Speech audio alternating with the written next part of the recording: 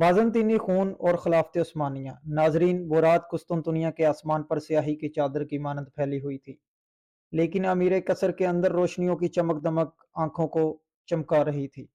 بادشاہ تھیوڈوڈس کے محل میں ایک عظیم الشان محفل برپا تھی، کہے رقص اور شراب کی چھلکتی ہوئی پیالیاں۔ اسی ہنگامے کے درمیان ایک ننھی سی لڑکی جو محض 8 برس کی تھی ستونوں کے پیچھے سے جھانک رہی تھی۔ اس کا چہرہ خاموش، لیکن آنکھوں میں ایک عجیب سی آگ تھی۔ یہی تھی آیا صوفیہ، ایک شہزادی لیکن معصوم نہیں۔ وہ بازنطینی سردار میکائیل کی بیٹی تھی جو بادشاہ کا خاص ساتھی تھا۔ میکائیل کا نام پورے یورپ میں بہادری، چالاکی اور مسلمانوں سے نفرت کے لیے مشہور تھا۔ وہ عثمانیوں کو شیطان کا جال کہتا، اور آیا صوفیہ کو بچپن سے ہی سکھایا گیا تھا کہ خلافت عثمانیہ ایک اندھیرا ہے جسے صرف صلیب کی روشنی ہی ختم کر سکتی ہے۔ اچانک محل میں افراتفری مچ گئی۔ ایک قاصد دوڑتا ہوا آیا اور بادشاہ کے سامنے گر گیا۔ حضور میکائیل سردار، ان پر حملہ ہوا ہے، وہ مارے گئے۔ کمرہ ایک لمحے کو ساکت ہو گیا۔ آیا صوفیہ کی سانس رک گئی، اس کے نازک سے قدم لرزنے لگے اور وہ ماں کی گود میں گر پڑی، مگر آنکھوں میں آنسو نہیں، صرف چنگاری تھی۔ دن گزرتے گئے اور آیا صوفیہ جوان ہوتی گئی۔ حسن اور ذہانت کا ایک عجیب امتزاج، اس کی آنکھوں میں وہی چنگاری اب شعلہ بن چکی تھی۔ اس نے اپنی تعلیم خفیہ طریقوں سے شروع کی۔ جنگی حکمت عملی، زہریلے پودوں کی پہچان، زبانوں کا علم اور سب سے بڑھ کر خلافت عثمانیہ کی تاریخ۔ ایک روز اپنی خادمہ کے ساتھ گرجا کے تہہ خانے میں پہنچی۔ وہاں ایک پرانا زنگ آلود صندوق رکھا تھا۔ اس کے اندر ایک سیاہ رنگ کی مہر تھی، بازنطینی رازوں کی علامت۔ یہ تمہاری وراثت ہے۔ ناظرین، خادمہ نے سرگوشی کی، اور تمہارا مقصد بھی۔ صوفیہ نے مہر کو ہاتھوں میں لیا اور قسم کھائی، میں ان مسلمانوں کو کبھی چین سے جینے نہیں دوں گی جنہوں نے میرے باپ کو چھینا۔ میں ان کے خلافت کو اندر سے جلا دوں گی، خون سے نہیں، فریب سے۔ یوں آیا صوفیہ کی سازش زندگی کا آغاز ہوا۔ وہ جان چکی تھی کہ جنگیں صرف تلواروں سے نہیں جیتی جاتی، ذہن سے بھی لڑنی پڑتی ہیں۔ آیا صوفیہ اب قسطنطنیہ میں ایک بازنطینی منصوبہ ساز بن چکی تھی، ایک ایسی سازش کی خالق جو خلافت عثمانیہ کی بنیادوں کو ہلا دینے والی تھی۔ اس نے فیصلہ کیا، میں ان کے درمیان رہوں گی، ان جیسی بن کر وہ مجھے قبول کریں گے، اور میں ان کی تباہی کا بیج خود ان کے دل میں بو دوں گی۔ اور یوں اس کہانی کا پہلا پردہ گرتا ہے، ایک ایسی عورت کا آغاز جو خوبصورتی میں فرشتہ اور نیت میں شیطان تھی۔ ہوائیں کونیا کے میدانوں میں چلتی تھی اور مسجد کے میناروں سے اذان کی آواز بلند ہو رہی تھی۔ سورج طلوع ہو رہا تھا اور ایک قافلہ شہر کے دروازے پر رکا۔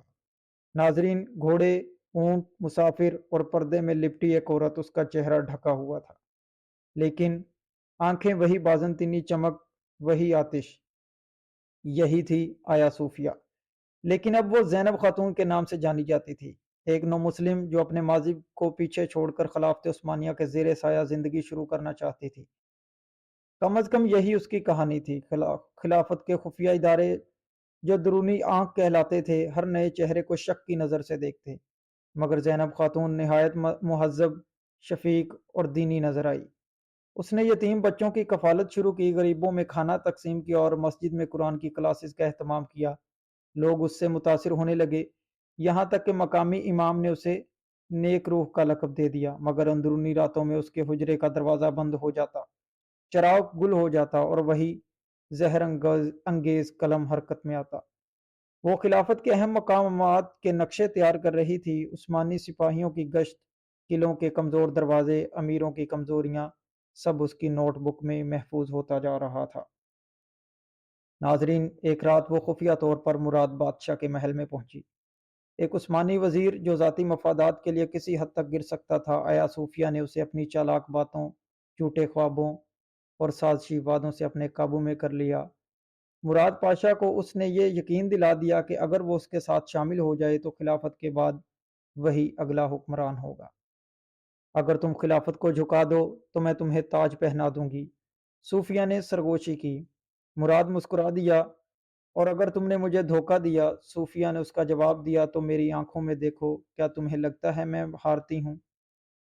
خلافت کے دانشوروں اور سپاہیوں کے بیچ ایک نیا چہرہ ابھر رہا تھا، زینب خاتون۔ اسے مجلس خلافت میں مدعو کیا گیا، جہاں علماء و فضلاء اس کی باتوں سے متاثر ہونے لگے۔ وہ پردے میں مگر عقل کی روشنی کے ساتھ خلافت کے نظام پر تجاویز دیتی اور انہی تجاویز کے ذریعے وہ خلافت کے راز کھینچنے لگی۔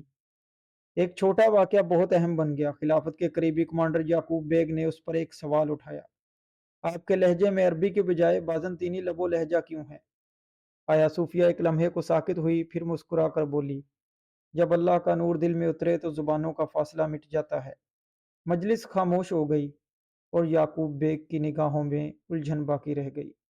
آیا صوفیہ اب خلافت کے مرکز میں پہنچ چکی تھی، مگر نقاب کی ہر پرت کے نیچے ایک اور سازش چھپی تھی۔ اس نے مراد پاشا کے ساتھ مل کر ایک خطرناک منصوبہ بنایا۔ خلافت کے سالانہ مالی خزانے کو قافلے سے چرا کر دشمن قبائل تک پہنچانا اس کا اہم منصوبہ تھا۔ یہ صرف چوری نہیں تھی، یہ خلافت کی ریڑھ کی ہڈی پر وار تھا۔ اور جیسے جیسے رات قریب آتی تھی، آیا صوفیہ اپنے علاقاروں کو فعال کر رہی تھی۔ نقاب میں چھپی سازش اب خلافت کے دروازے پر دستک دے رہی تھی۔ ناظرین، ہم اس سے اپنی اگلی قسط میں آپ کو یہ بتائیں گے کہ آیا صوفیہ کا اختتام کیسے ہوا، اس کی موت طبی ہوئی، اسے زہر دیا گیا، قتل کیا گیا، یا اس کی سب سے جانی دشمن شیخ ایدا والی کی بیٹی بالا خاتون نے اس کا قتل کر دیا۔ یہ ہم آپ کو اپنی اگلی قسط میں بتائیں گے۔ ویڈیو کے ساتھ جڑے رہیے۔ ویڈیو میری اگر آپ کو اچھی لگے تو اس کو لائک اور شیئر کر دیں، چینل کو سبسکرائب کر لیں تاکہ میری ہر آنے والی ویڈیو آپ تک مکمل اور بآسانی پہنچ سکے، اور اپنی رائے کا اظہار کومنٹ میں ضرور دیں۔ شکریہ۔